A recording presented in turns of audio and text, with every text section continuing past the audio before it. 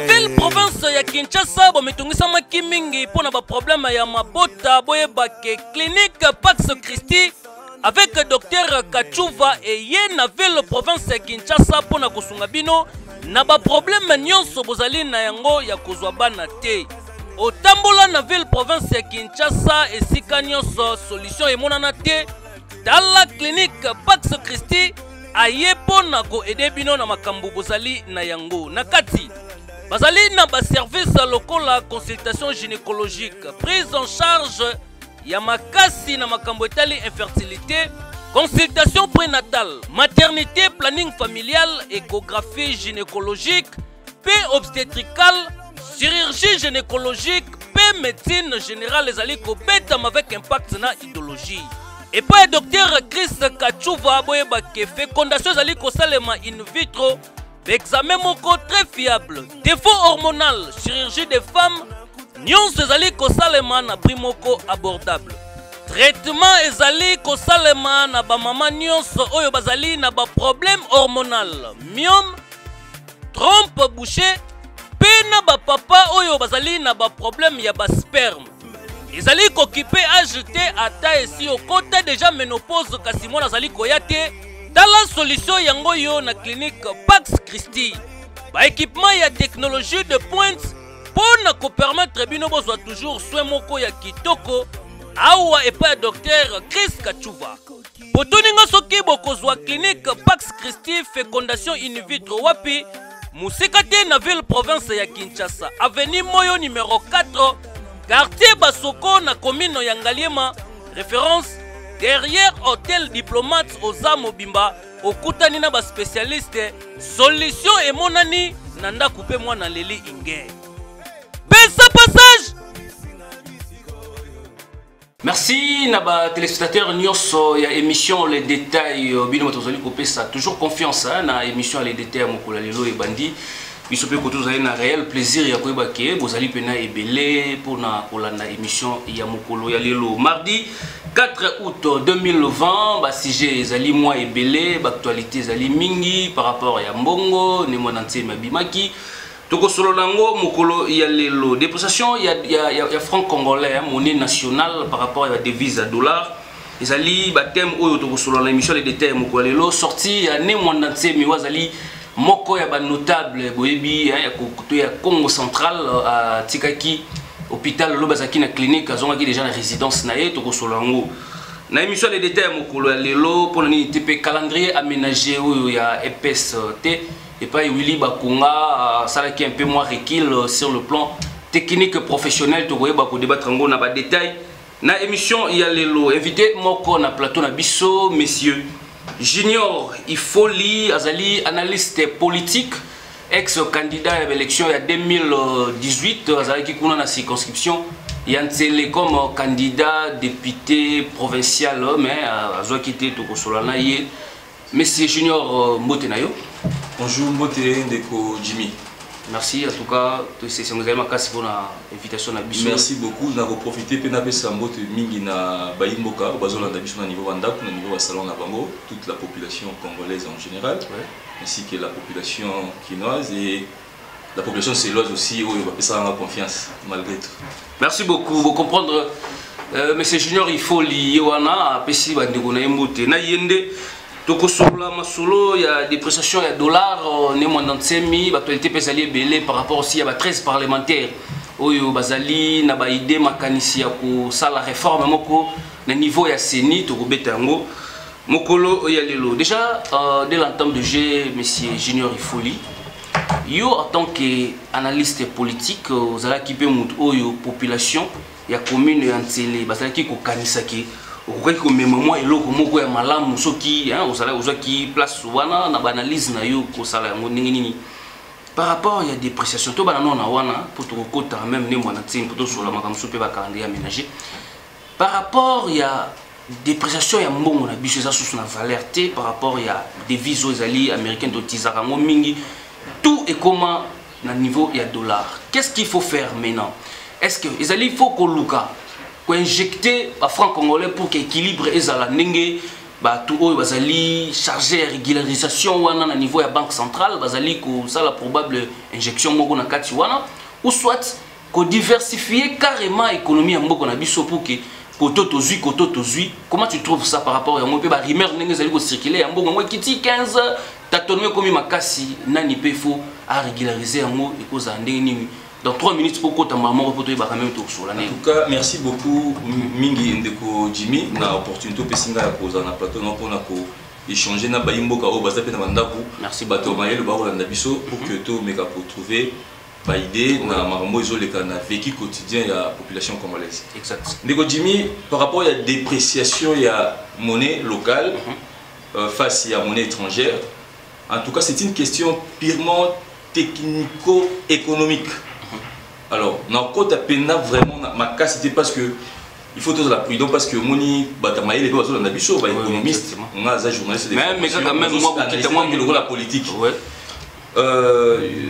toi il bicho nyonso qui économie ya Congo des économies extraverties tout dépendra beaucoup plus na libanda alors na Congo to produira vraiment même aiguille toujours à libanda alors comment on a que tout passer na période moko très très négative de mars jusqu'au mois de juillet à la fin, tant mon chef de l'État dit qu'on déconfine la mesure état d'urgence.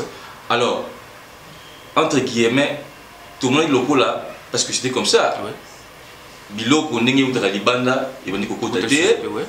Alors, et comment il y a une difficulté à maîtriser tout, parce que, au bicho te dépendant comme Babilo, Apolia, Kolata, tout ça, échange trop courant les activités sur le plan financier. Alors, pour nous, l'une des causes Oyo, Mbongo, Nabiso et Perdaki valeur par rapport à Mbongo et à Libanda. Sur le plan économique, on a bien mécampé pour ça l'analyse. Mais quittez-moi les détails, c'est ça un peu. Quittez-moi Mouké, parce que quand même, moi, élément. Oh, ils allaient qui ont 8 ou économie c'est extravertie tout dépend d'un café biso de l'on aura même l'eau sauté pour ça même l'eau sauté faut au Pakistan Inde tout à partir qu'on a des bailleurs quand même devise pour nous ça la moins régularisation y a mon lobby on a tout là qui peut question là répondre quand même quitte moi y a mon lobby local là tu as une période moins difficile donc tu vas dire que côté c'était n'engagé ou de banda nous tout dépend de l'économie extravertie c'est à dire tu as dit que c'est l'autre côté il y a moi ils ont l'une peut-être des causes il y a mis bailleurs dans le baboy au moins et là ça n'a pas si Ndeko Jimmy dollar. Nous avons une émission dans la radio de la place, excusez-moi pour la publicité, Top Congo, une émission Le Débat. Invité qui un manager, il y a bureau pour la politique monétaire, il y a Banque Centrale. Qu'est-ce qu'il a dit? Alors, tu as injecté un bon pour que franc congolais ait 25 millions de dollars pour que franc congolais ait valeur dans le monde normal. Mais il n'y a pas ces alignés. Tant que le gouverneur et la Banque Centrale, à côté réunion na bateau avec la corporation à bakambiste parce que bazab opérateur économique y a miné mais j'aurais appris dans le conditionnel que le gouverneur a epsi bango abi na ba pendant la au fiche akato ya mbongo ça serait beau affiche akaté donc ce dit moto ko changer mbongo na $10 na $20 na au changer c'est dit pour moi dans une émission na bi comment un gouverneur peut répondre comme ça à entre guillemets parce que c'était dans une émission il y a relayé. Mais si on va répondre bon c'est que c'est mabé tant que vous beaucoup tchaka toté c'est-à-dire on monte nous avons tchaka to na ye na kasi dans la côté $10 à personne par exemple à 16 500 OK côté monsieur pe qu'on a beau personne à 19 500 à 14 000 parce que j'aurais appris que na IPN peut bateau changer na 14 000 15 000 mais là vous avez na des bonhommes na moni 16 000 na ville ne connait que changer bon go c'est que non bon changer c'est-à-dire to comme une divergence il y a change ya monnaie mais ça n'a pas si or que bon bazab expert technico mais tout c'est là on a katutu na gosaka na maluba na yo mais à partir ya wana nyonso tozomona ba kitamata dépréciation jusque là toujours mais ka résoudre pena problème yango sur le plan économique autour se rappeler biso nyonso ensemble que tant au franc congolais bima ki na 98 en tout cas il y avait ezaki na valeur moko. Mais alors qu'à l'époque, on a payé la production, ça a été ma capacité. Qu'est-ce qu'il faut faire? Est-ce que l'injection, on a tout qui question les alliés, question moko purement folklorique pour permettre quand même tout ça dans moi c'est. Qu'est-ce qu'il faut? Quelle est la solution les alliés durable par rapport à Mbongo Nabisu? Quel soit le goût mon ami balé? il faut convertir biloko mingi na ba franc congolais, caméra to sombi on na franc congolais, ndaku to futi na franc congolais, biloko ebelende to futa ka ba taxi na biso, ba transport en commun. Ou qu'est-ce qu'il faut faire réellement pour que bon, on a quand même stable. Et puis que quand on a un peu moins technico-économique, mais tu réfléchis quand même. Qu'est-ce qu'il faut faire? Merci beaucoup de Jimmy. La question question encore vraiment il a même battu la réponse probante. Au moni et là ça passe dans parce que le loyo selon l'État congolais. Tout comment ça au moment par exemple, je suis novice dans l'économie, mais heureusement, le ministère de l'économie, le ministère du budget, la Banque centrale. Mais tu auras toujours des conseillers. Non, mon frère. Il y a journalisme parce que tu as étudié les formations, les exact. Pour nous, contre les des équipes, mais on a la classe qui fait quoi, si question de référence, les journalistes doivent comprendre. Alors, tant on a mon cas, la pharmacie na université, par exemple, dans le ministère économique, dans le ministère de budget, ministère de finance, soit dans la banque centrale. Parce que tout le monde a un peu mingi. Tout le monde a un peu mingi. Les problèmes, il y a les bossons, ils ont un problème, il y a choix, il y a l'animateur et l'institution. Tant que l'Union tinda moto animé institution mener le rôle soit banque centrale, soit le rôle la ministère, soit le rôle il faut taper parcours il faut taper expérience professionnelle, il faut taper la formation. Mais grâce à c'est pas les moindres aussi par rapport à comme économie. J'ai beaucoup de respect pour monsieur le gouverneur de Okasaski Mutombo. Na linga kaimi na pesa kaimi mais na petit exemple na été na lobby parce que ça depuis moi je me suis engagé dans la politique. Depuis que pendant que je fais mes analyses, mon mingi mingi, bâtir à moto, oh la sengeli na place de sengeli, yango tout le monde a zizanyo anti lelo. Ils allaient réponse à l'émotion dans le PSAO. Il y a mis dans le baboué. Solution durable retrouver en moyen beaucoup plus sur investissement. Il faut investir. Tant toujours pour investir, ah on a dit toujours investir. Tout dépend de la libanda. Yo ebisa ngai toko boya dollar ndengeni. Tobo ya monte et peser sur biso vous avez le biso tant yo ko bima obi que non na par exemple Chine na ko sa ba conteneur na ngai qui Dubaï na ko sa ko na investir comme sous na secteur moko ya soit na boutique tout ça. Ouais, ma quincaillerie. On peut utiliser $. Tu vois parce que nous dépendons de l'extérieur. Ouais. Mais sans qu'il lobby au commis par exemple que au Québec na limité industriel, na limité industriel, au moni ba entreprise, au moni boya. Au moni que monnaie locale ils ont valeur. Yo que ça passe. Ndeko moko à ça quelque part la fonction publique à tout chacun 197 000 francs congolais. Dans autant à Congo été dans autant puisque ça là. Donc là la valeur de c'est à $100 déjà. Ah la valeur à $100. Oui. Mais pour la bref c'est que non on te paye déjà toi nous demander ça fait $200 ou $220. Tant il y a $220 à une amende. Madame Azali, Bana Bazali, Azala ba charge ménagère. Autant qu'il est responsable il faut assumer. Il y a un monsieur avec qui tu as $220, maintenant on a cité on est commis $100. À foutre un $100. Nego Jimmy à la place dans maille. Aux responsables nous avons. Au foutre un $100 dans bon va foutre dans ça, nous ça on sous-souté. Si de bout en bout il y a tous les 2 mois on va louer en dernier. Bana bolene bana okende kila sinene moi soka beli moi si aboti oko se retrouver ndenge donc ils allaient passer alors na yango dans lobby l'état congolais il faut régulariser secteur et économie secteur il y a économie sur le plan il y a paye il y a indemnité il y a agent de l'état parce que réduction à train de vie à l'institution ba mima yango na administration publique na fonction publique ba fonctionnaire ba souffrir ba maman na armée ba maman na la police on a FSP, partout là où il y a les fonctionnaires exercent leur travail.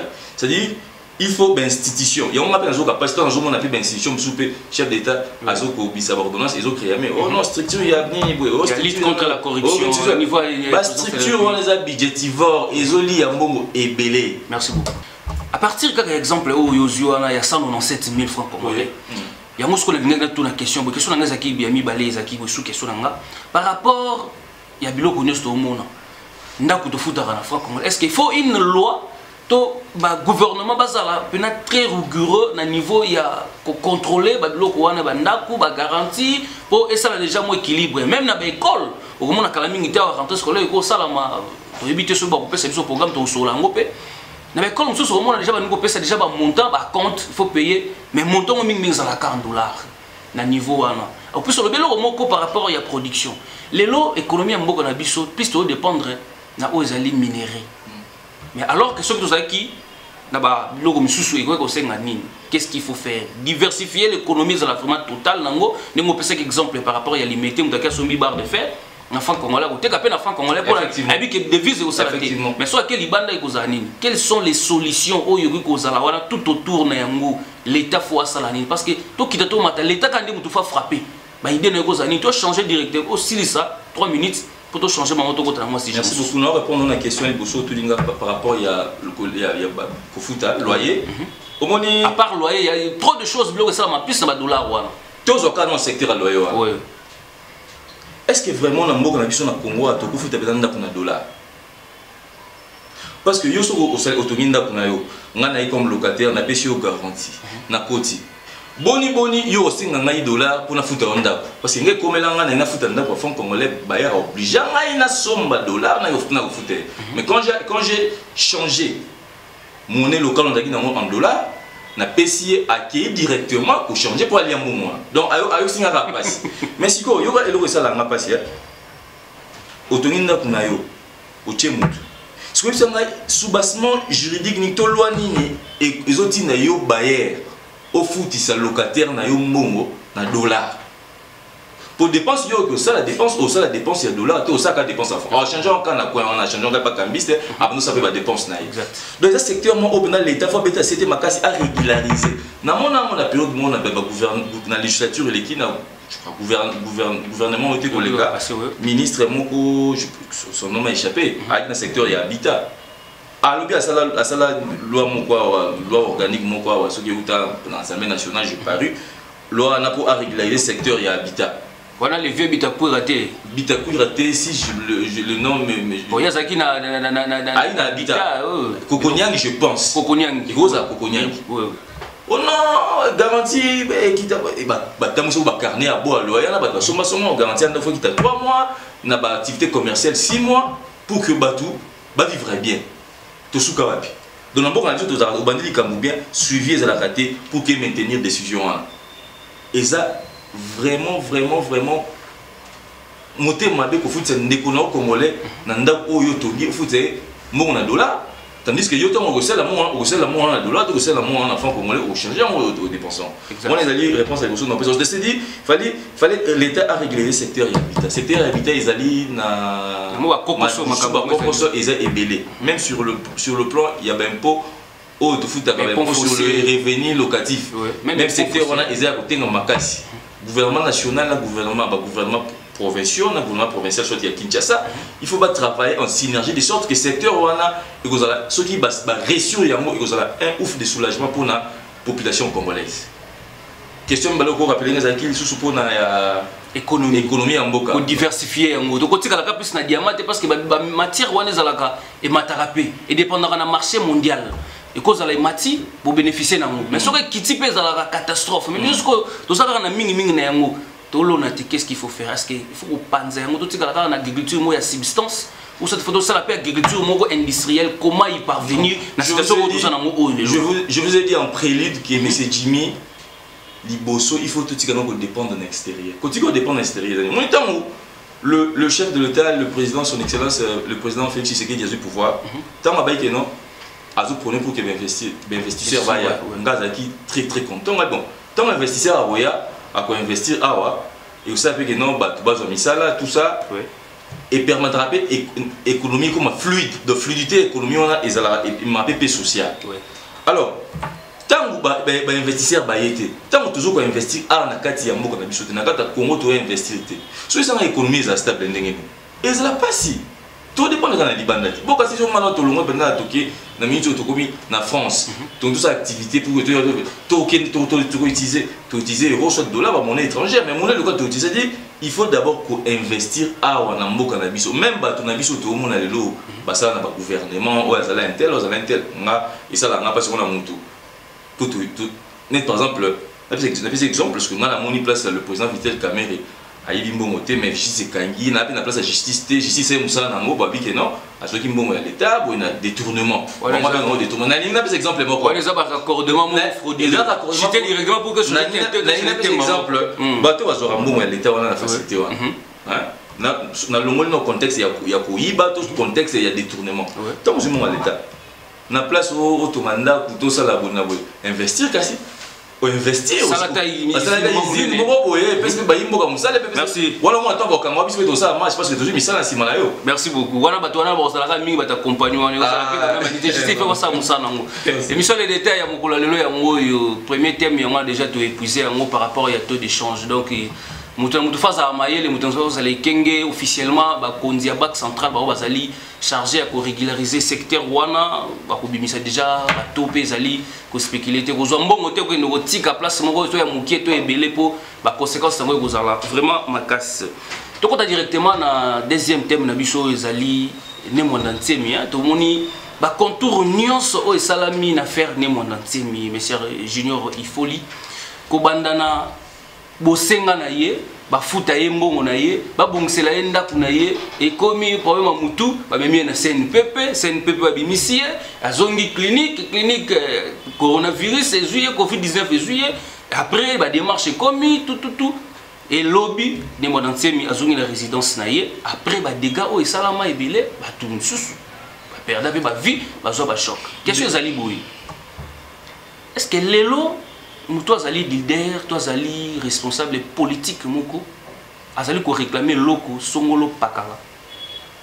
Il faut qu'on ait sur le plan de résolution moko diplomatique politique ou soit causer la nous échaufferiez salement entre la police et la résistance naie pour trouver une solution ou quoi par rapport à l'affaire né mon entier. Voilà, n'article yo quand même moi maloba 4 minutes mais quand un peu qu'on peut s'en analyse na ba détail nango par rapport à l'affaire né mon entier parce qu'il a début azalaki kosenga kaka bemolima na ye en tant que député ya kala bafuta ye te babebisa ndako na ye azongi abimi Joseph Olenga Nkoy aussi accompagné qui est par rapport à la mission na ye à Sensa mais subitement Covid après et lobby azalaki a quitté la commune de résidence na ye ba contour wana nyonso il faut qu'on résoudre donc politiquement pour cette diplomatie il faut ça la manon ya mabe pour que après résolution na mo sala 4 minutes na tigelio olobanon bimisa na makambo ko za merci mingi vraiment pour na mutuna oyo elekela nga chaque jour et ça la ngai pasi makasi au moins na question ya mamotali moné na ina c'est parce que c'est une question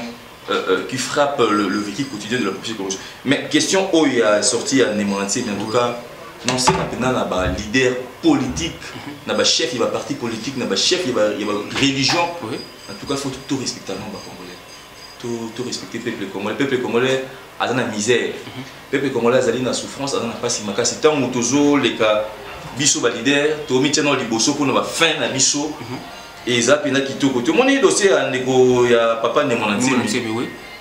Non, pas si peu somme à répondre parce que est-ce que vraiment tu as fait un peu de temps sur le mon entier mais bazon c'est na ba droit na ye ya likamoma salagi ou peut-être azuli on bénéfice est-ce que et tu ça penda actualité et ça n'a pas si non ko katé na yo qui on a vu mais est-ce que et ça la penda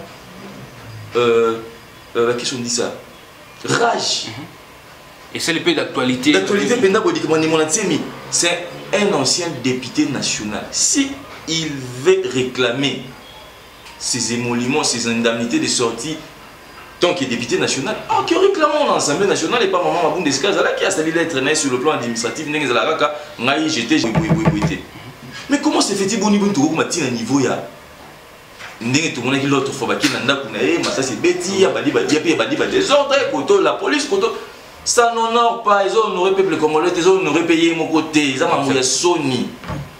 Non, tout le monde dernièrement, les anciens élus, députés provinciaux, il y a Congo Mobimba, je pense entre les villes ou bien Congo Mobimba. Il y a Congo Mobimba, mais il y a ville provinciale qui s'appelle déjà dans moi voilà démarche par rapport à Yambo on a qu'est-ce qu'ils ont fait Bakei comme on a procédure non normale, Bakei comme on a l'actuel chef il y a assemblée provinciale qui ça au pasteur Godem pour une APC Motoska Dali, Bakei comme on a Basali ba réunion na bango, ba bibi na ba divergence. Je parie peut-être va ko servir bango plus tard. Mais est-ce que Soro oser répondre, oser réclamer. Donc on a eu autre loba à partir de là, donc ça dit que démarche normal, ils ont normalité démarche, il y a chef, il y a groupe mystico-religieux, je peux dire ça, il y a un aîné autoyébi politico-religieux, Bouni Diamayala, Bouni Dia Congo, à l'écran de la télévision, ils ont réclamé, soit Babilo Ronaye, Babouginda Kunanga, Basalinga Boyna Boy, ça, ils ont honoré Bisso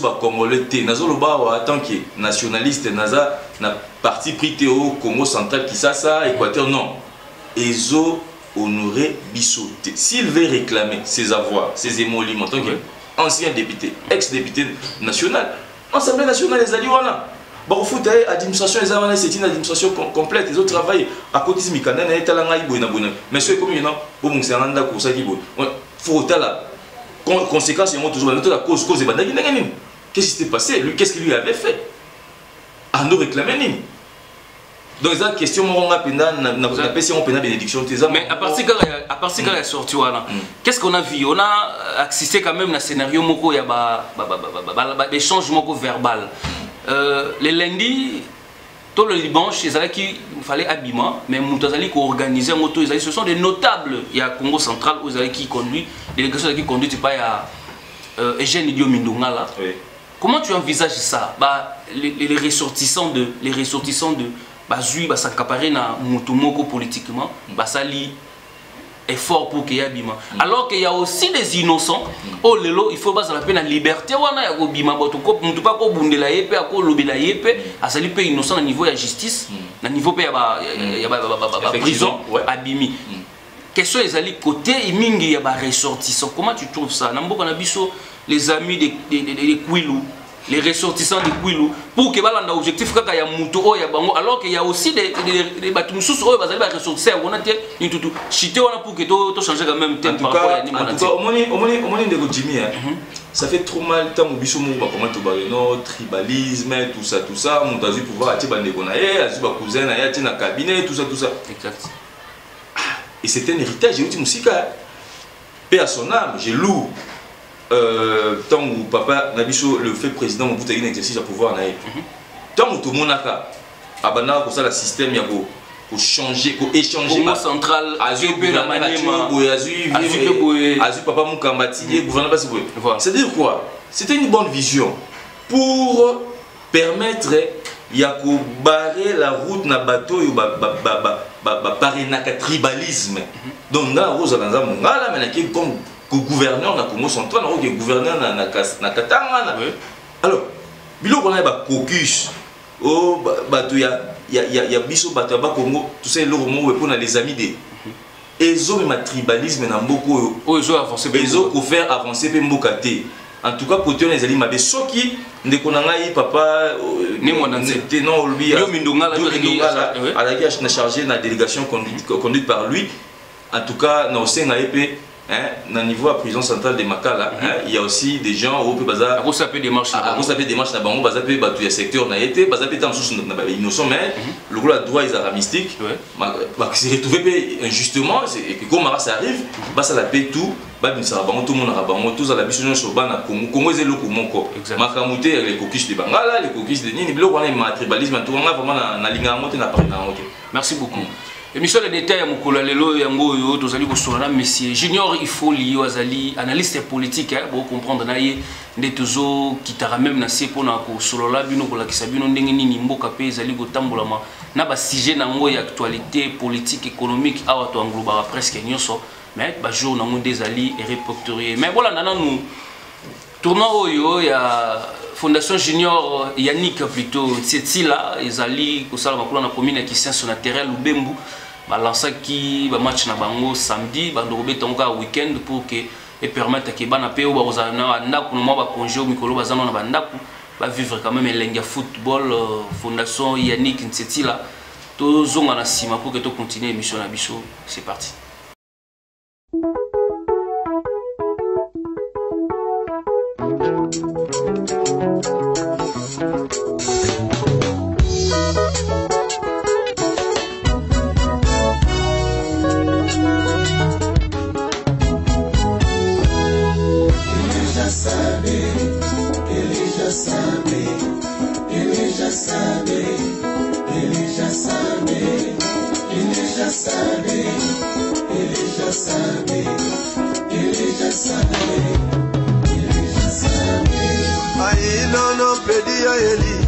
ele já sabe. Eu não lhe disse nada, mas ele já sabe. Apenas desejei, ele já sabe. Ah, eu vou bater trabalho. Bota uma boca, bota uma boca. Bota uma boca aí, a Fundação Yannick.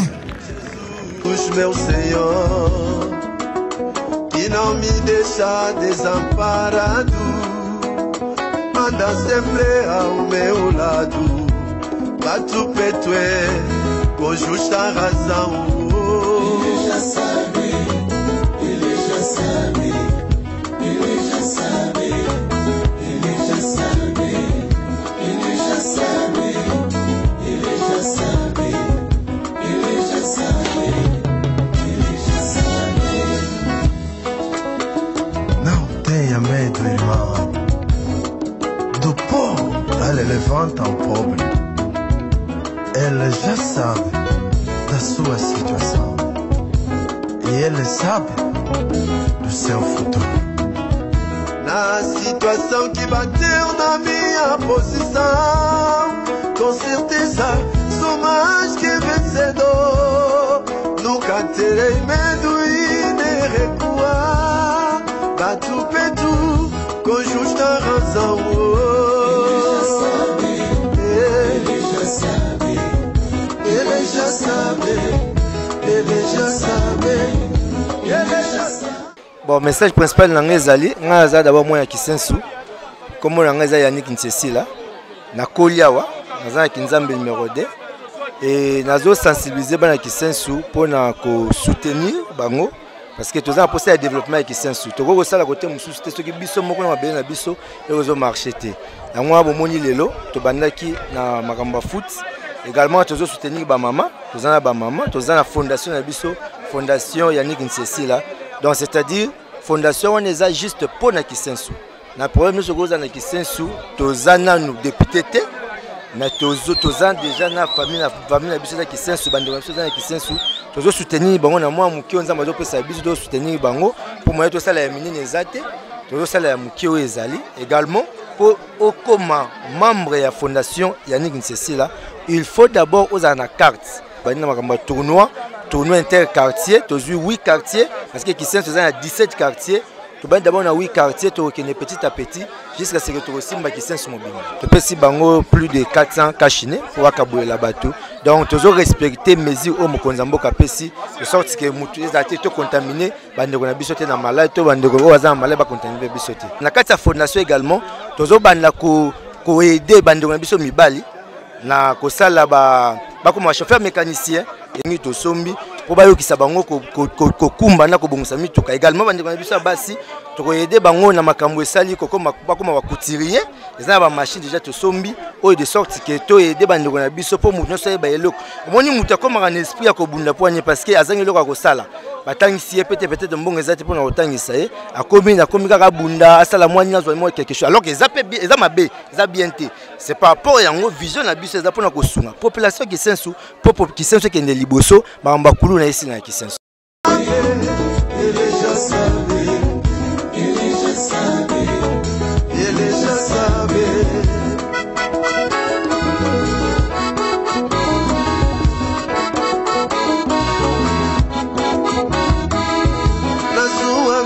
Nunca tenha medo, irmão, por onde estás a passar é apenas uma prova. O céu está deixando a sua fé. Fica firme, irmão, ele já sabe da sua situação. Já sabe.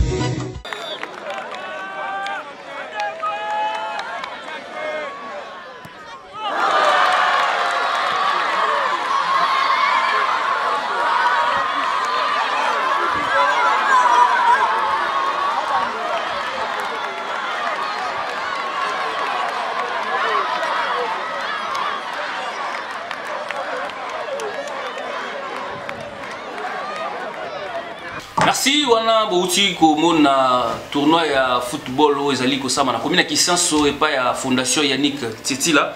Mais monsieur Junior Ifoli, en tant qu'analyste politique, comment tu trouves des marches à 13 parlementaires honorables au Bazali koluka solution kotambola esika nyonso oyo baporte kozala ko informer ko sensibiliser par rapport à la réforme et à CENI. Comment tu trouves des marches là-bas?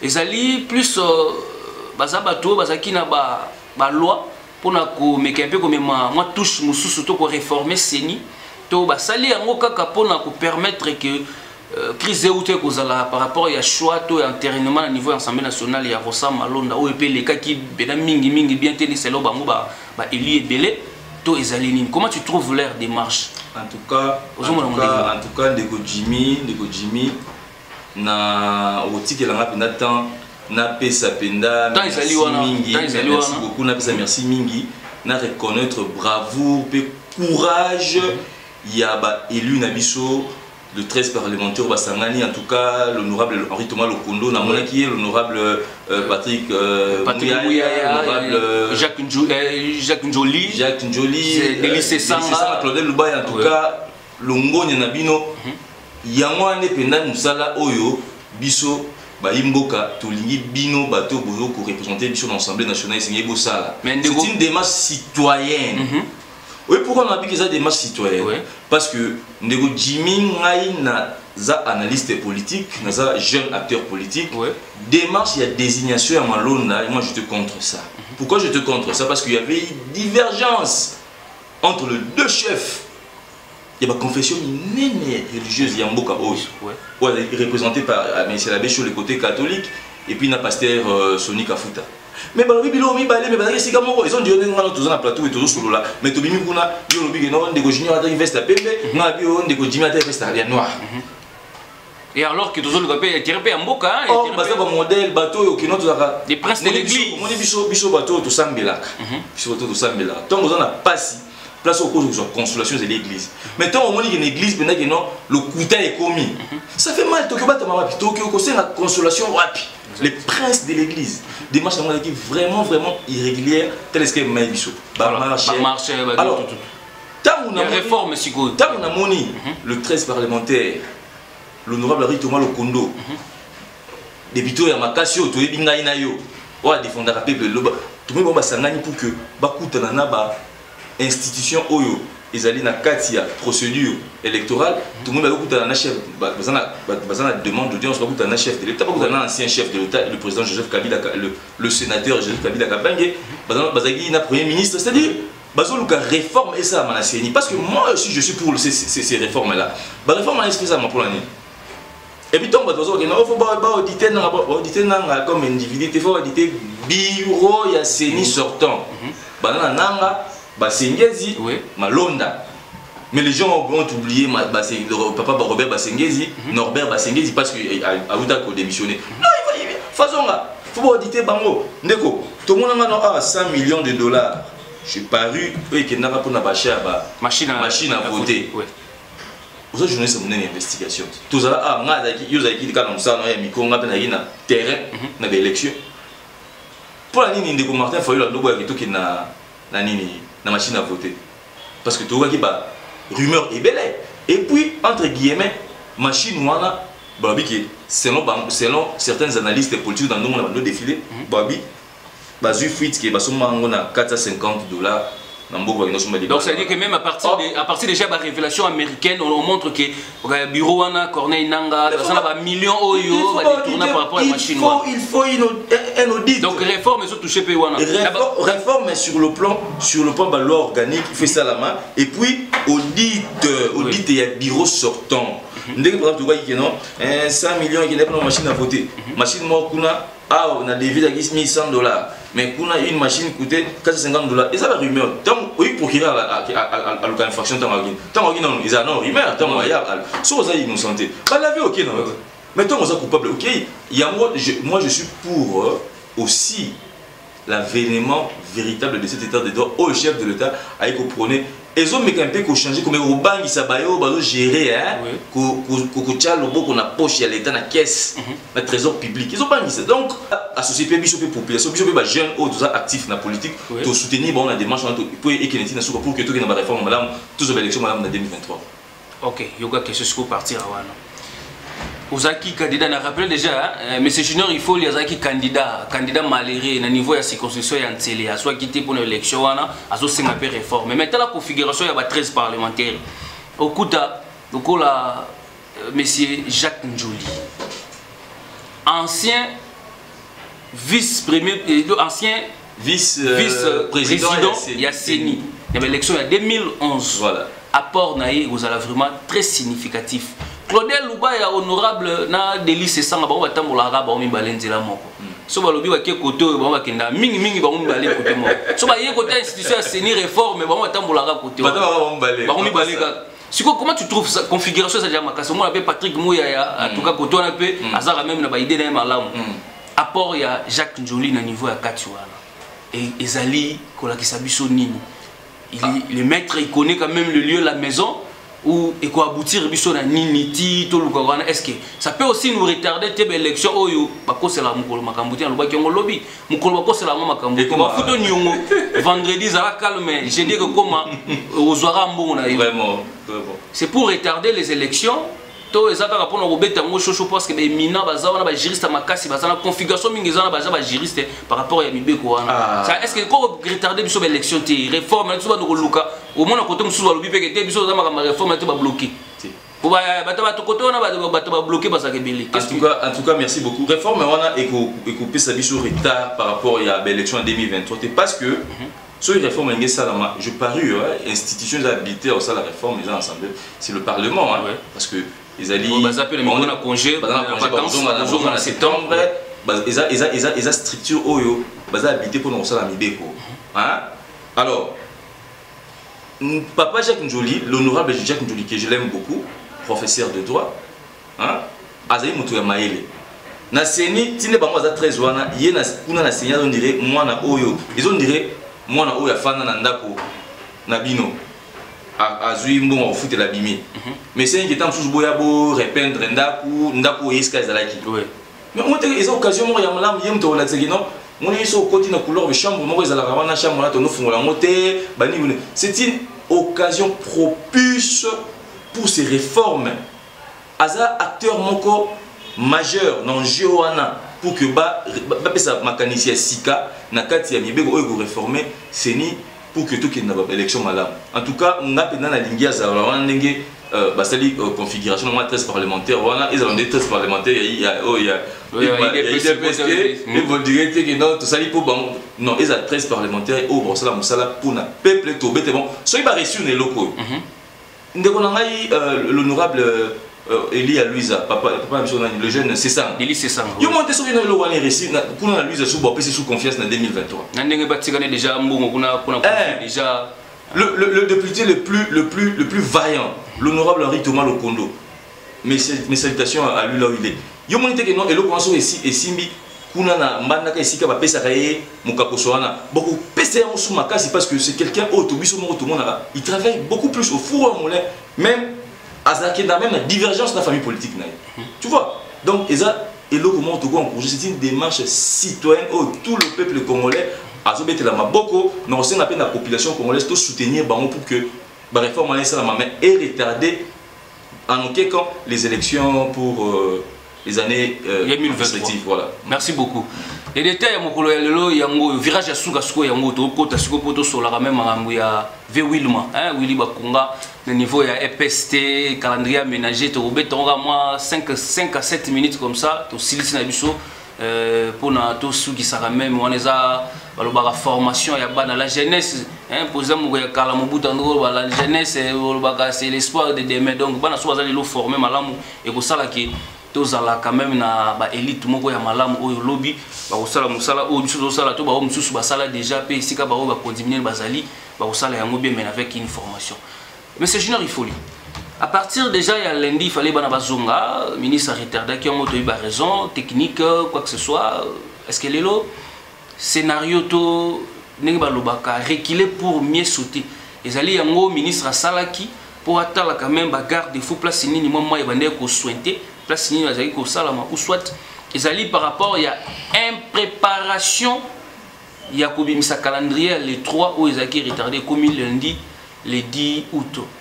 Bah côté aussi est-ce que formation est vous allez malam on a posé la question moi belé reculer pour mieux sauter c'est ça qui yango ou c'est ça qui est en préparation ndenge pe ba écourter yango est-ce que ba résultat au examen ko bima ko zala vraiment ba résultat moko fiable ya makasi ou ko permettre biso tozo pena ba diplômé pe ya malamu ya qualité pe ya bien tozo pe bana biso ya ba 6e primaire ba ça la test atena fait ba mata 7e de ba komo ko benga ngo bana moko ya makasi ba koyeba quand même ba territoire mboko na biso ba biloko ba ville ba biloko mso ba détail miskin ki pe ça no ba détail na pe sur 3 minutes pour aussi ça on finit déjà que tu presque à la fin. Merci beaucoup Ndeko Jimmy nazala nga c'est moté pour moi on c'est moté parce que au moment où il y a pandémie à Covid-19 mais c'est un problème global général il y a humanité mobimba et le monde entier hein tala tous aïe na biso na bino atomba to ndoko o ba kufi 5000 na États-Unis o ba kufi na France bona boy